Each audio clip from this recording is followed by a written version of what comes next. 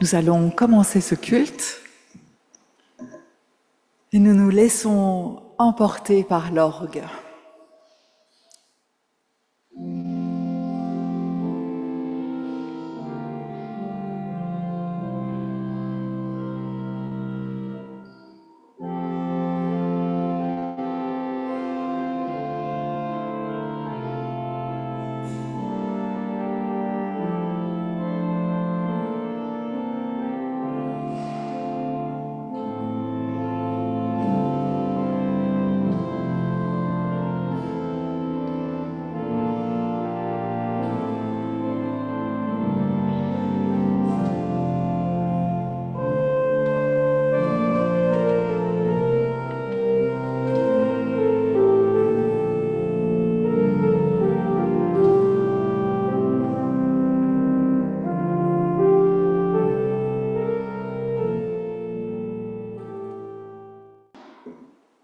Je vous annonce la bonne nouvelle d'une grande joie qui sera pour vous tous et vous toutes aujourd'hui.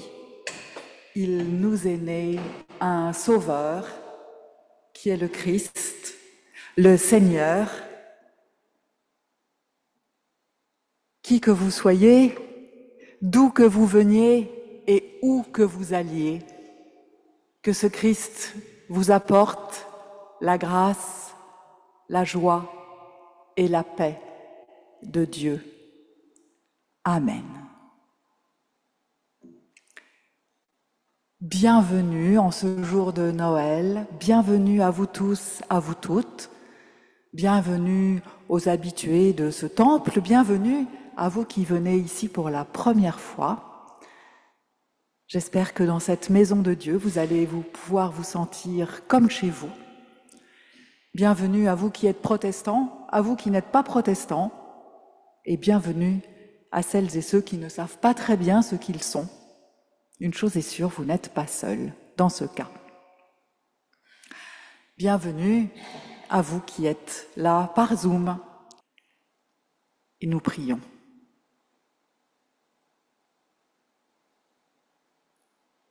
Passez la porte de l'étable, le tumulte du monde ne se perçoit plus. La cohorte jubilatoire des anges fait place au silence. La gloire de Dieu transparaît dans la simplicité du lieu et la lumière éclatante des cieux se focalise en douceur sur le nouveau-né. Calme, serein, l'enfant de la crèche attire et dispose au recueillement. Plus d'éparpillement, plus d'agitation, plus de distraction. Le moindre compliment serait alors superflu. Le corps, rompant avec toute arrogance, se plie immobile dans l'agenouillement. Le cœur, disponible à l'adoration, écoute monter en lui le doux babil de la présence divine.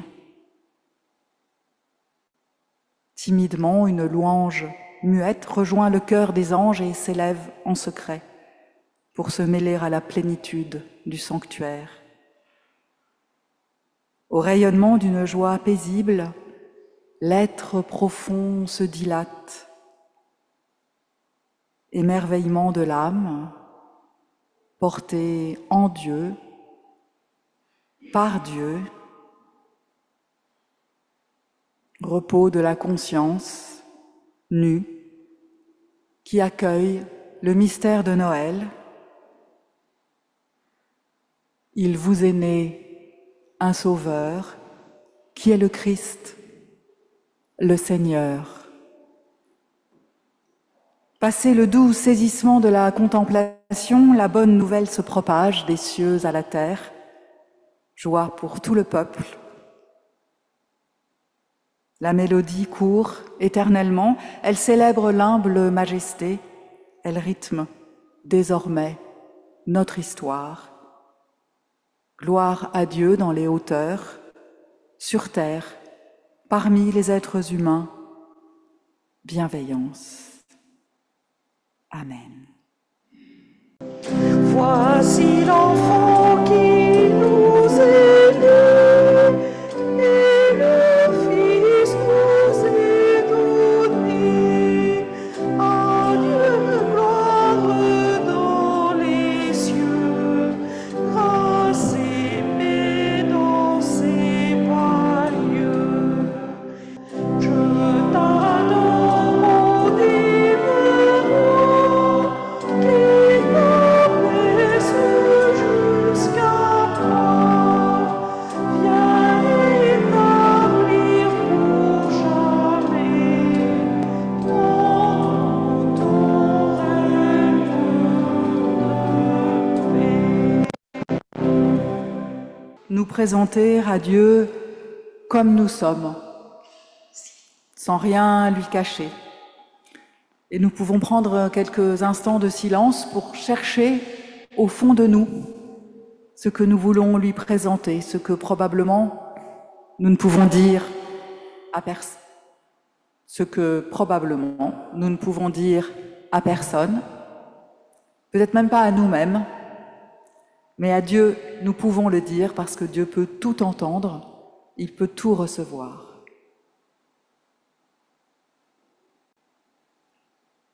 Mon Dieu, je viens à toi avec toutes mes contradictions, fatiguée de ce que je suis et de ce que je ne suis pas, contrariée par ce que je fais et ce que je ne fais pas, irritée de ce que je dis et de ce que je ne dis pas.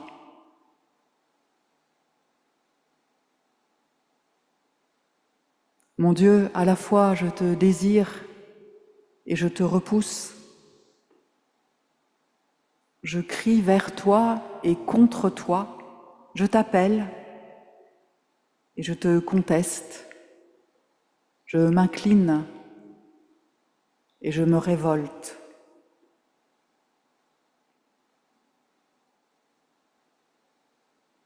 Pardon pour tous ces tiraillements qui brouillent et embrouillent mes pensées, sans trop savoir ce que je veux, ce que je peux.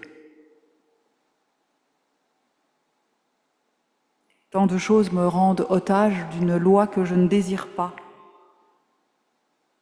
Dans ta grâce, mon Dieu, libère-moi et unifie mon être, car tu ne veux pas mon déchirement, mais ma réconciliation. Mon Dieu, que je me déploie dans la paix apportée par ce nouveau-né aujourd'hui et par l'Esprit qui agit en moi et par lequel je t'appartiens. Amen. Quand nous nous adressons à Dieu, Dieu nous répond de sa façon à lui, pas de la nôtre. Mais ce qui est sûr, c'est qu'il nous adresse son pardon, son amour, particulièrement aujourd'hui où éclate notre joie plus forte que nos tristesses, aujourd'hui où jaillit la lumière, cette lumière plus forte que nos ténèbres, aujourd'hui où parle la paix malgré toutes nos guerres. Plus fort que la mort, plus fort que la nuit, aujourd'hui se lève le soleil de la vie. Et plus fort que nous, aujourd'hui le pardon est là, car un enfant est né, un fils nous est donné, Jésus, qui vient nous dire que Dieu nous sauve. Alors nous pouvons aller en paix, nous pouvons marcher en nouveauté de vie. Amen.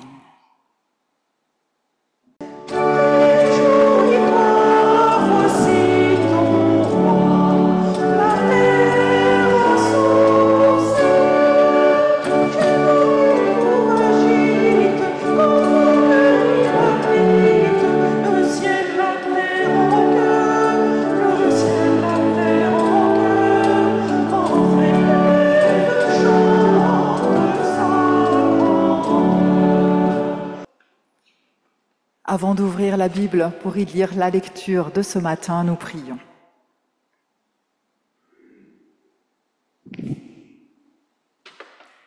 Notre Dieu, avant que nous n'ayons commencé à te chercher, tu es là, près de nous. Avant que nous ne connaissions ton nom, tu connais le nôtre et tu es déjà notre Dieu. Ouvre nos cœurs à ce mystère qui nous enveloppe. Tu nous as aimés le premier, avec toi nous pouvons être heureux. Et si nous pouvons t'approcher, te trouver dans ces mots que nous allons lire, y puiser ta parole,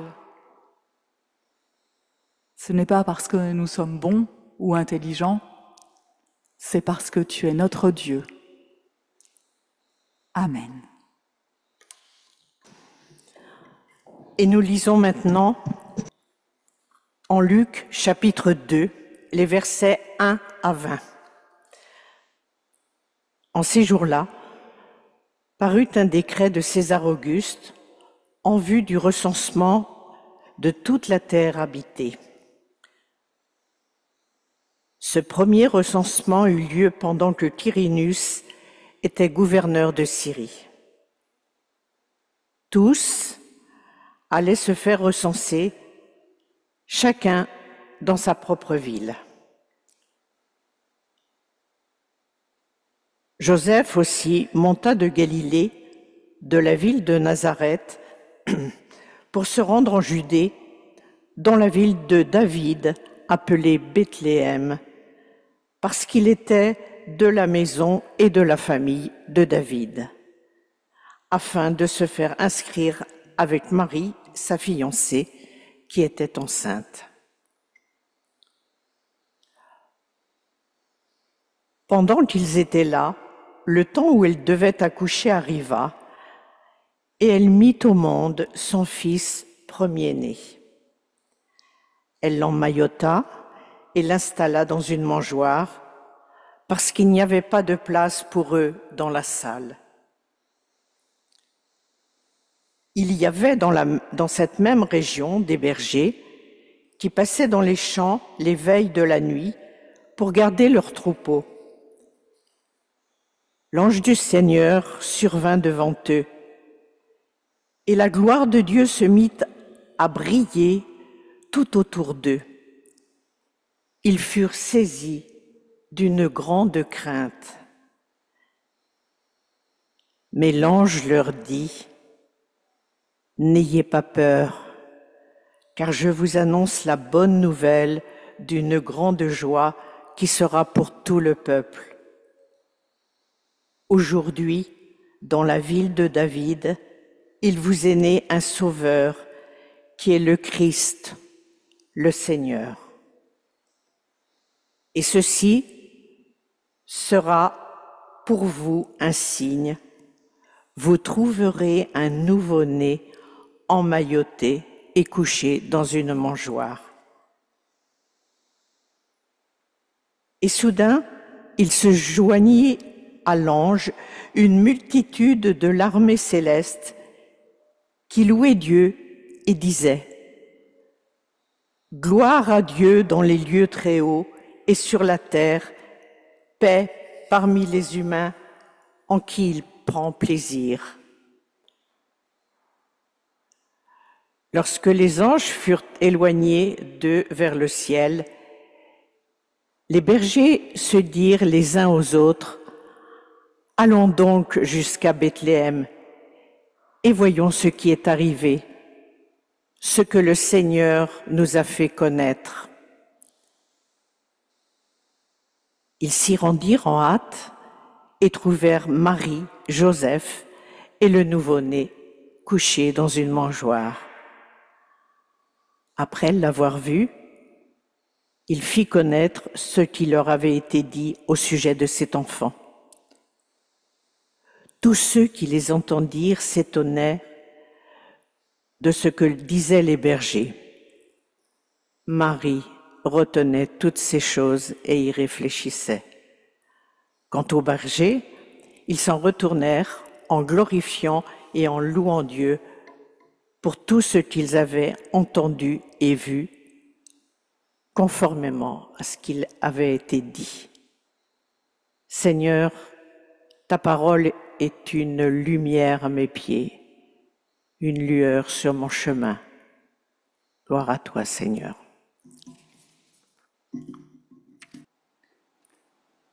Il vous est né un sauveur. Alors ce matin, à travers cette phrase et ce récit, cherchons ce que Noël veut dire pour nous. C'est bien ce que l'ange dit au berger, « Il vous est né un sauveur ». Et un peu plus loin, « Je vous annonce la bonne nouvelle d'une grande joie qui sera pour tout le peuple ». La première chose, moi, que j'ai envie de retenir ce matin, c'est que nous sommes tous et toutes concernés par cet événement. Tout le monde est concerné. Alors dans le récit, c'est amusant parce que c'est juste au moment où l'empereur ordonne un recensement de toute la terre habitée. Et juste à ce moment-là, Dieu dit « Moi, je fais quelque chose pour l'ensemble du peuple ». Une façon pour Dieu de dire « C'est moi qui sais qui sont les habitants de toute la terre habitée. C'est moi qui vous connais, dit Dieu, et pas besoin de recensement. Pas besoin d'aller se faire compter, je ne sais où, pas besoin de se faire enregistrer quelque part, pas besoin d'appartenir à une lignée particulière. Alors que, pour le recensement de César Auguste, il y a besoin de savoir à quelle lignée on appartient, et c'est en fonction de cette lignée que l'on va dans le village de ses ancêtres pour se faire recenser.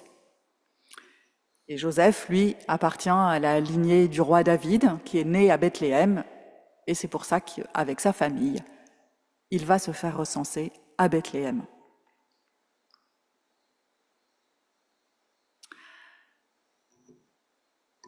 Alors voyez-vous, il y a un mois, un peu plus d'un mois,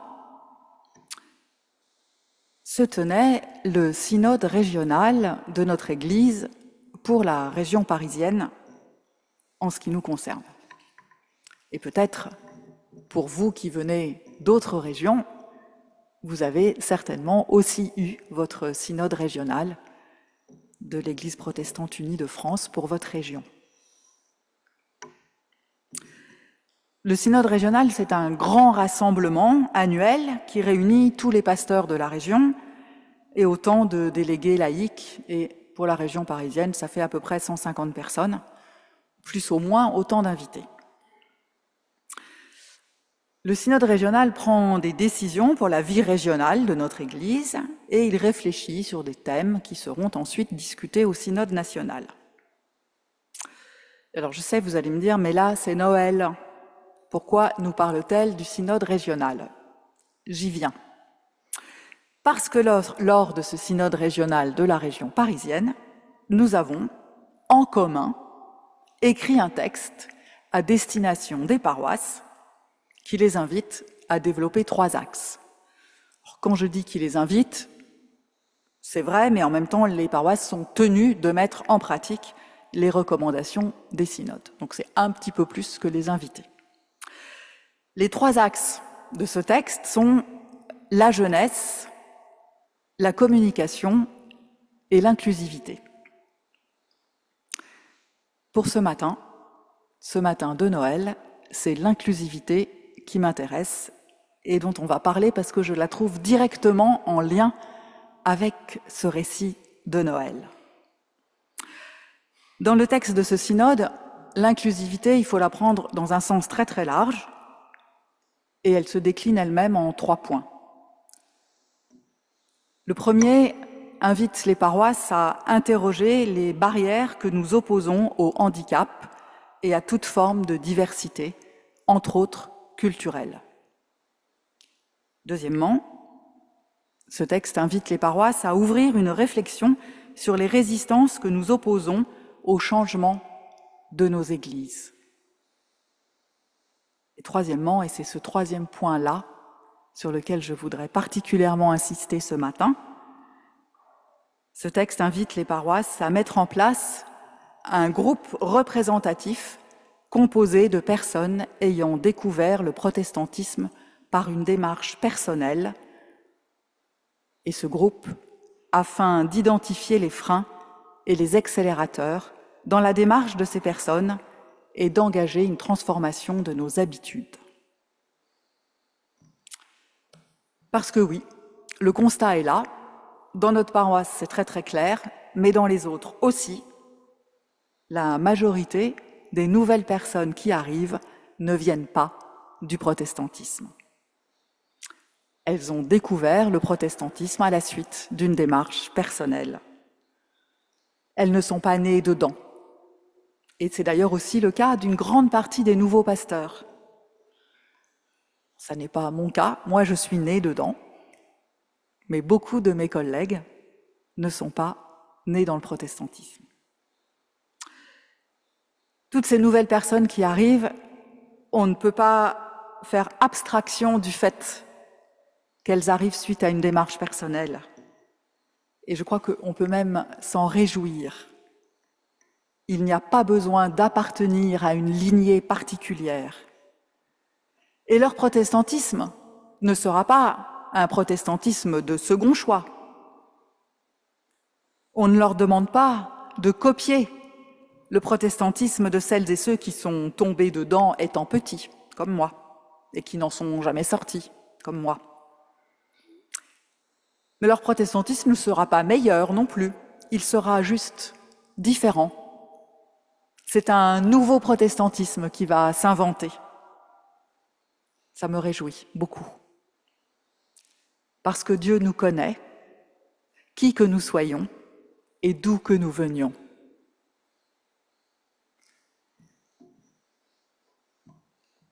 Dans l'Ancien Testament, Dieu interdit aux êtres humains de faire des recensements de population, parce que c'est une prérogative divine qui doit rester divine. Compter quelque chose, c'est vouloir le connaître, c'est vouloir le dire. Compter et raconter viennent de la même racine, même si en français ça s'écrit pas du tout pareil. Mais figurez-vous qu'en hébreu, la langue de l'Ancien Testament, c'est le même verbe pour dire compter. Compter 1, 2, 3, 4, et raconter. Compter quelque chose, c'est vouloir le maîtriser, le posséder. Et même l'humanité doit rester mystérieuse pour l'être humain. Une part de nous-mêmes ne nous est pas connue. Nous-mêmes en tant qu'humanité, nous-mêmes en tant que personnes, il y a du mystère en nous qui doit rester mystérieux. Et de même, dans nos paroisses, nous ne pouvons pas maîtriser qui devient protestant, ni d'où viennent les personnes. La bonne nouvelle est adressée à tout le monde. Alors, voyez-vous, je partage avec vous que dans ce récit de Luc, eh bien, il y a quelque chose qui m'embête.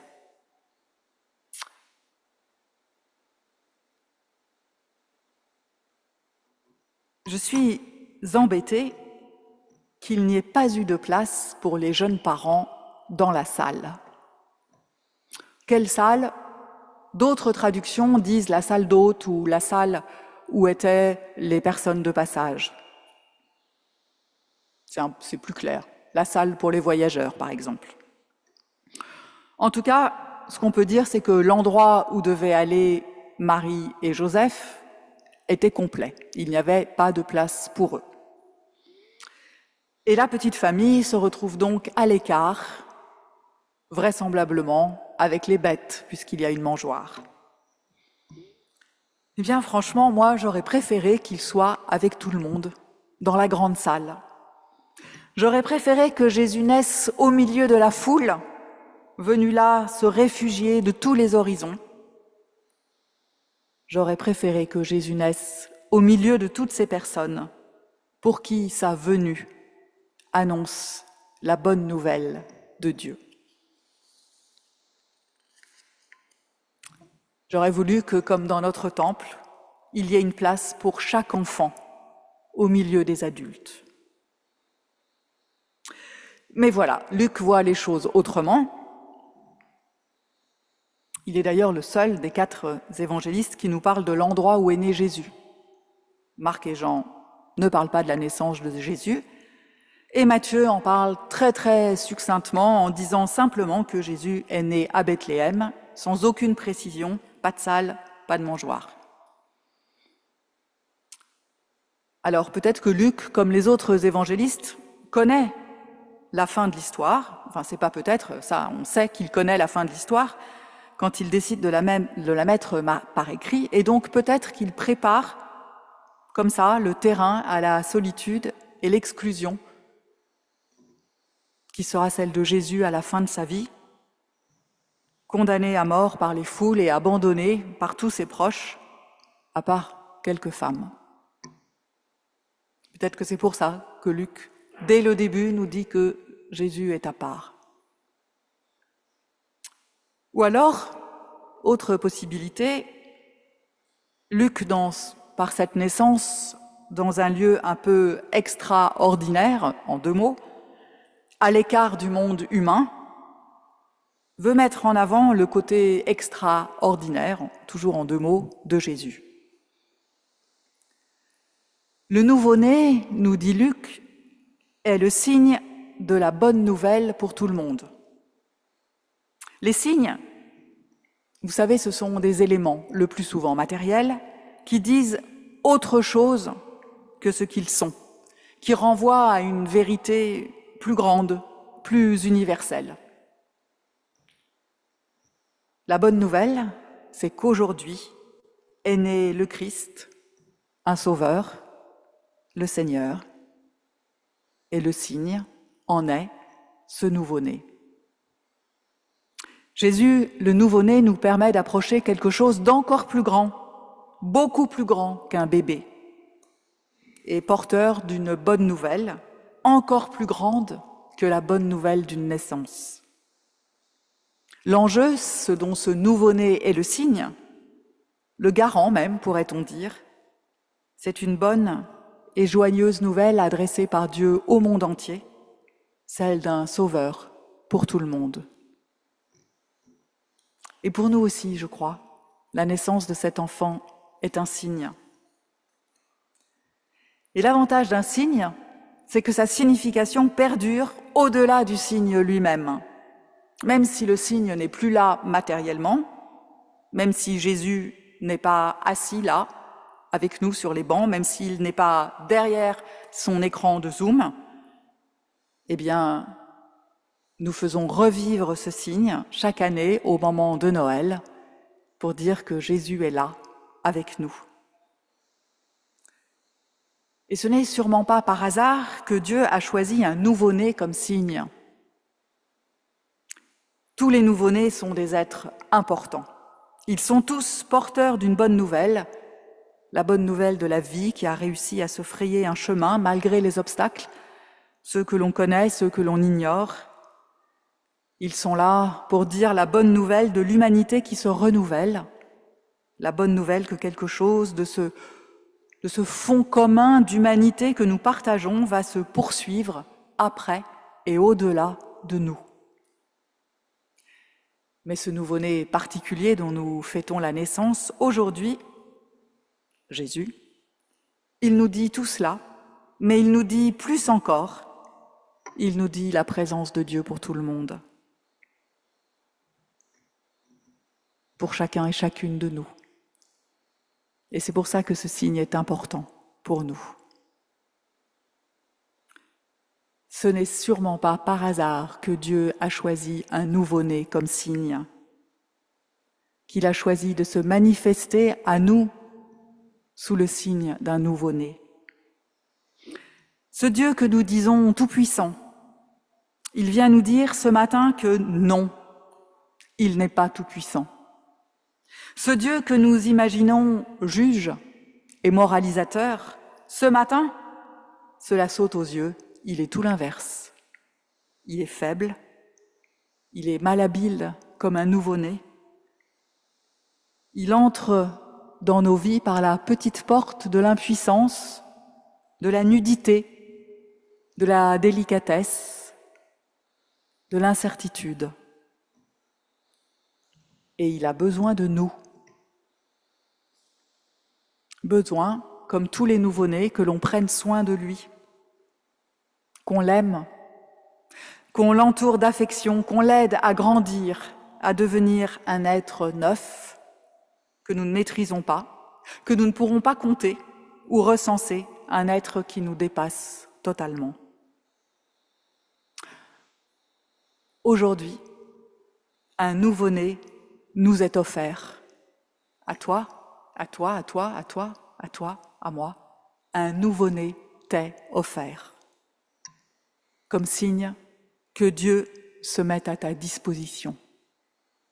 Pas besoin d'appartenir à une lignée de protestants, ni de croyants, ni de quoi que ce soit. Juste accueillir ce signe qui vient, le recueillir, l'aimer, le choyer, le faire grandir au creux de notre vie, s'ouvrir à la nouveauté qu'il apporte et être attentif au changement qu'il appelle en nous. Et louer Dieu. Amen.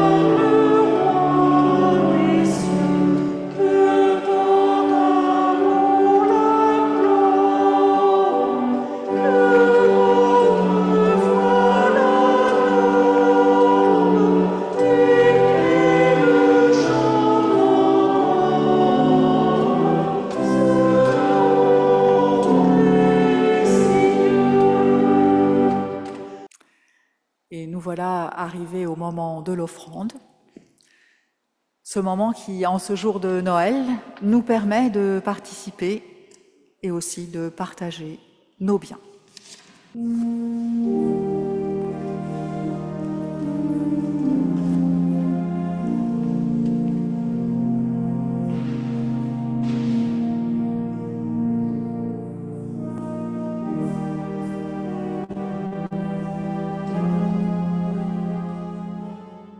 Nous nous recueillons dans la prière d'intercession. Seigneur Jésus, puisque tu es venu à nous dans une vraie maison humaine, au milieu des bêtes, des instruments de travail et sans doute du désordre, je te demande humblement de venir aussi habiter ma maison. Seigneur Jésus, puisque tu es né dans une famille humaine, je te prie humblement pour ma famille et pour toutes les familles du monde. Je te prie pour celles et ceux qui sont loin, celles et ceux qui sont près, celles et ceux que je connais, celles et ceux que je ne connais pas, celles et ceux qui m'ont précédé, celles et ceux que je côtoie, celles et ceux qui sont à naître jusqu'à la fin des temps.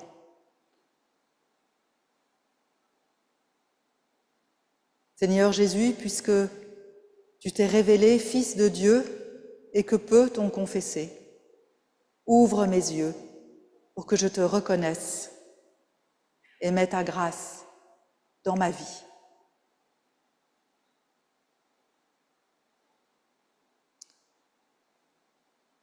En communion avec nos frères et sœurs en Christ, ceux qui, au long des âges, ont salué l'enfant de la crèche, y ont vu le Messie de Dieu. Nous pouvons dire cette prière que le Christ nous a apprise.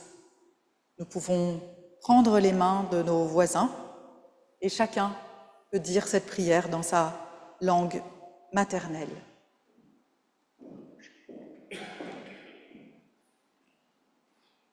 Notre Père, qui es aux cieux, que ton nom soit sanctifié, que ton règne vienne, que ta volonté soit faite sur la terre comme au ciel. Donne-nous aujourd'hui notre pain de ce jour. Pardonne-nous nos offenses, comme nous pardonnons aussi à ceux qui nous ont offensés. Et ne nous laisse pas entrer en tentation, mais délivre-nous du mal, car c'est à toi qu'appartiennent le règne, la puissance et la gloire pour les siècles des siècles. Amen.